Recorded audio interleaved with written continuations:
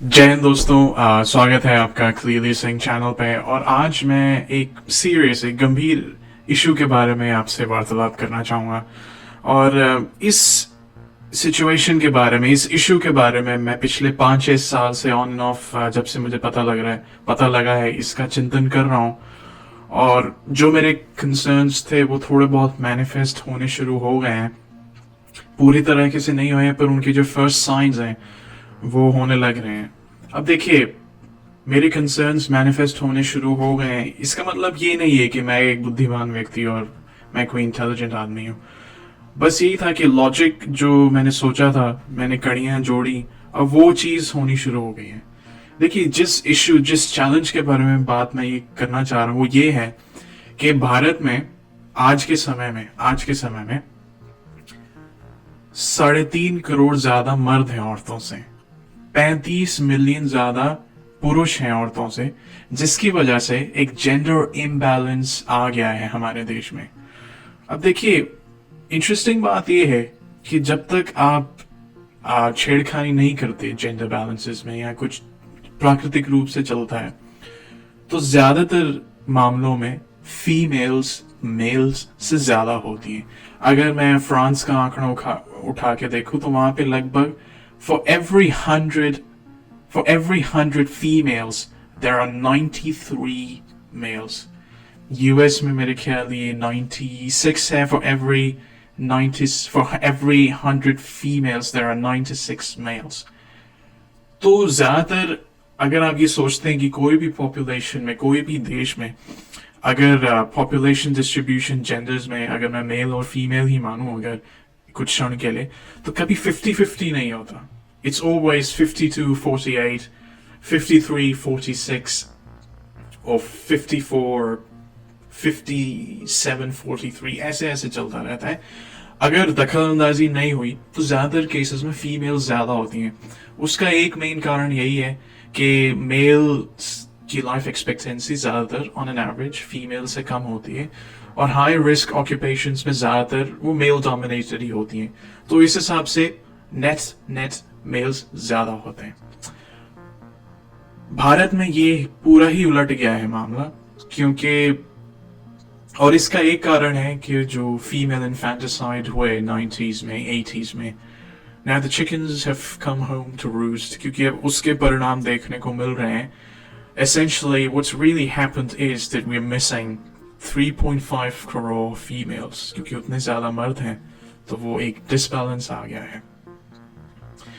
देखिए, ये मुश्किल है, ये चैलेंज मुश्किल है, क्योंकि this is not a production problem है, पर इसको आप आसानी से मैनिपुलेट नहीं कर सकते। आप लड़कियों को, आप इंसानों को फैक्ट्रीज में नहीं बना सकते। ये एक डेमोग्राफी की दिक्कत है। और अगर आज फीमेल इन्फेंटिसाइड बंद होता है, अगर मेरे ख्याल से बहुत इसके अंक कम हो गए हैं, जो कि बहुत बढ़िया है।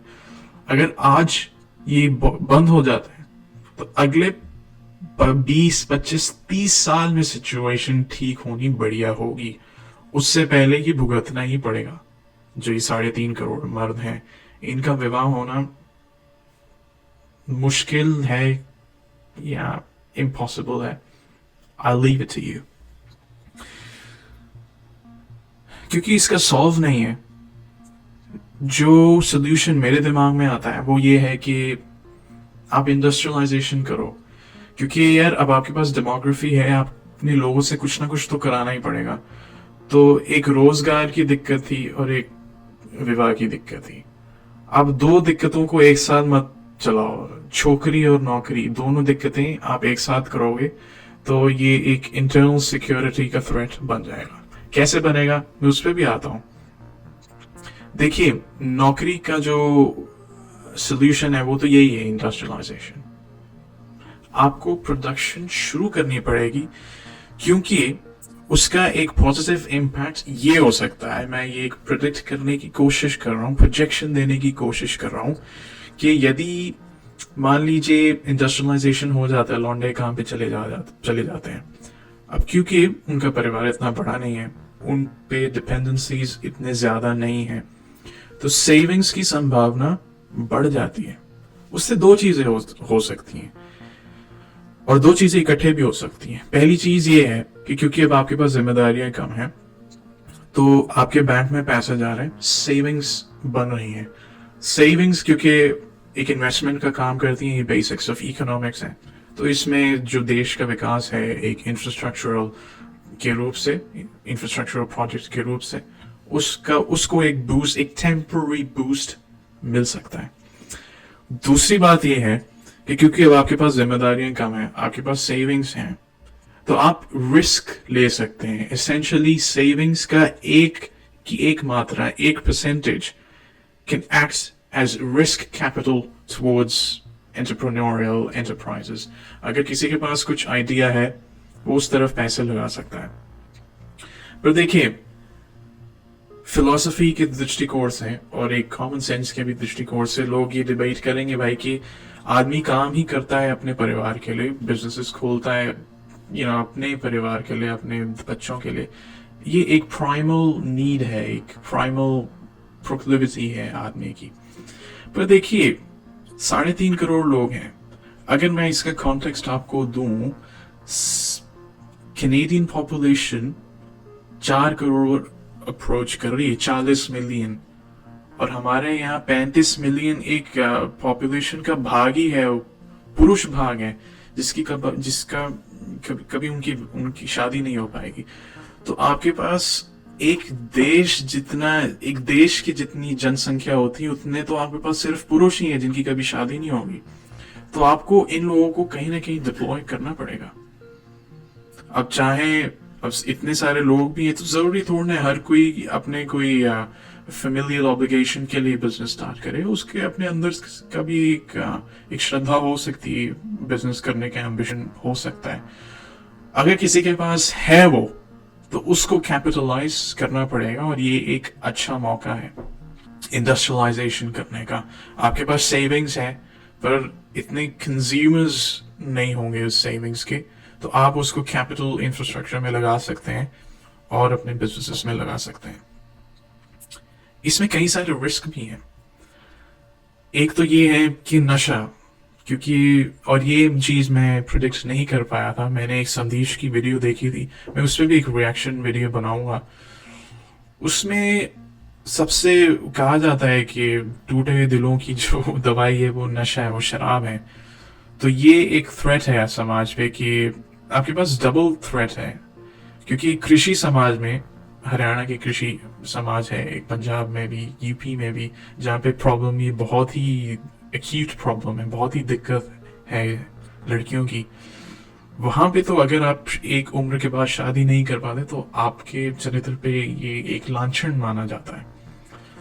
तो उससे एक और गुस्सा है लोगों में, और अगर वो गुस्सा आपे से बाहर चला जाता है, तो एक इंटरनल सिक्योरिटी थ्रेट बन जाती है कि नशा और आपके पास रोजगार भी कम है। तो ये जो कॉम्बिनेशन बनाता है, ये समाज के लिए अच्छा नहीं है। क्योंकि ऐतिहासिक तौर पे जब भी फीमेल्स की मात्रा मेल से कम हो जाती है एब्सोल्यूट टर्म्स में, तो उस जियोग्राफिकल रीजन में गैम्बलिंग, अल्कोहलिज्म और गैंग एक्टिविटी बढ़ जाती है। मतलब सीधी बात ये है कि क्राइम बढ़ जाता है उन इलाकों में। तो ये एक चैलेंज है 3.5 करोड़ जो ज्यादा मर्द हैं और एक जेंडर बैलेंस बिगड़ने का। इसमें शॉर्ट टर्म में विनर फीमेल्स हैं, क्योंकि now they have a bigger pool to pick a compatible male companion. पर अगर हम लॉन्ग टर्म में देखें कि अगर हम इंडस्ट्रियलाइजेशन नहीं कर पाते और ये जो पुरुष जात है अगर नशे में पड़ जाए, क्राइम में पड़ जाए, तो फीमेल सिक्योरिटी पे एक बहुत बड़ा क्वेश्चन मार्क लगने की संभावना है। स्टेट के पास इस समय पे इतनी मशीनरी नहीं है कि वो करोड़ों लोगों को संभाल सके। ये तो तब भी 35 मिलियन है, इनको कैसे संभालोगे? मैं ये नहीं कहता हर कोई क्राइम करेगा, कोई अच्छे काम भी करेंगे, पर आपको अपनी जो कैपेबिलिटी है वो तो पूरी रखनी पड़ेगी। तो ये एक सामाजिक तनाव पैदा कर सकता है, जिसका हमें ध्यान रखना होगा। और सबसे इस पूरे सिचुएशन, इस पूरे सर्कमस्टेंस की विचित्र बात ये है कि इसका मॉडल कहीं और अंतर्राष्ट्रीय स्तर पे नहीं देखा गया है, ऐसी प्रॉब्लम नहीं देखी गई। चीन में भी अभी एक समस्या चल रही है, जो फिगर हमारे यहाँ 3.5 करोड़ है, वो वहां पे 2.5 करोड़ है। पर आज मैं चीन की बात नहीं करूंगा। तो इस प्रॉब्लम का सोल्यूशन आएगा भी भारत से ही, भारतीय जनता से ही आएगा। इसका सोल्यूशन हमें ही निकालना पड़ेगा सरकार के साथ। सिर्फ सरकार नहीं, प्राइवेट सिटीजन्स, समाज को साथ में काम करना पड़ेगा कि इसका क्या हम सुझाव निकाल सकते हैं। मेरे ख्याल से सुझाव है नहीं। आप कोशिश कर सकते हैं प्रॉब्लम सॉल्व करने की, कि प्रॉब्लम एक्सेसरबेट ना हो और खराब ना हो सिचुएशन। उसके लिए एकमात्र चीज है इंडस्ट्रियलाइजेशन। आपको प्रोडक्शन शुरू करनी पड़ेगी यहाँ पे, ताकि कम से कम, अगर समाज में इस हैसियत से इज्जत नहीं मिल रही कि इसकी शादी हुई है, कम से कम रोजगार तो हो। And that's a big thing.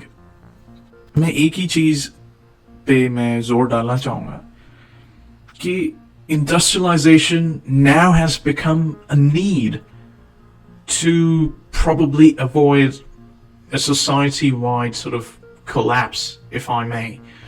क्योंकि अगर रोजगार भी नहीं दिया तो एक बहुत ही प्रॉब्लमैटिक सिचुएशन होने वाली है। इस स्तर पे जेंडर इम्बैलेंस कभी भी नहीं देखा गया, मॉडर्न हिस्ट्री में एटलीस्ट तो नहीं देखा गया। तो आज के लिए इतना ही। मैं आशा करता हूं कि भारतीय समाज और जो भारत के बाहर भी हैं वो इस प्रॉब्लम को समझेंगे। और सबसे पेचीदा बात यह है कि ये प्रॉब्लम का जो रूट कोज है, सिंपल बात है, फीमेल इन्फेंटिसाइड, भ्रूण हत्याएं जो हुई पिछले 30-40 साल में, उसके वजह से ये हम परिणाम आज देखने को मिल रहा है। भगवान के साथ मत खेलिए, प्रकृति के साथ चलते रहिए, उसके साथ खिलवाड़ ना करें, यही मेरी बेनती है। और इंडस्ट्रियलाइजेशन अनिवार्य हो गया है। अब तो कोई एक्सक्यूज है भी नहीं, क्योंकि देश का भविष्य इस पे निर्भर है। तो चलिए करते हैं कुछ, सोचते हैं कि हम इसको कैसे हैंडल कर सकते हैं। जय हिंद, जय भारत, स्वस्थ रहें, मस्त रहें।